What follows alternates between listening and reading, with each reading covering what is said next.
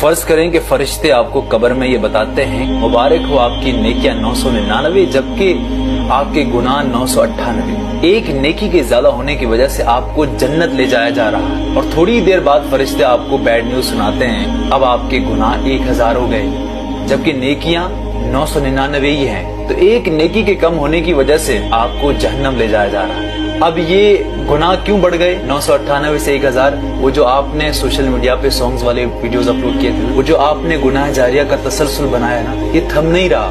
یہ لوگ اس آپ نے جو ساؤنڈ اپلوڈ کیا تھا اس پہ ویڈیوز بناتے جا رہے ہیں، وہ جو غلط ویڈیوز آپ نے اس کو شیئر کیا تھا نا، وہ ابھی تک دیکھ رہا ہے، وہ ابھی تک شیئر کر رہا ہے۔ تو اس طرح کی چیزیں جب آپ کرتے ہیں تو آپ کو کبھی معافی نہیں ملتی۔ ایٹ اے ٹائم اللہ سے آپ رو کر معافی مانگے گا، اللہ معاف کرے گا، لیکن آپ نے دوسرے کو بھی شامل کیا ہے تو یہ سلسلہ کبھی ختم نہیں ہوگا۔ اسی طرح جیسے آپ ثواب جاریہ کا کام کرتے ہیں تو یہ ہمیشہ چلتا رہتا ہے۔ گزارش کرتا ہوں کہ یار ایسا کوئی گناہ نہ کرو جو ہمیشہ چلتا رہے۔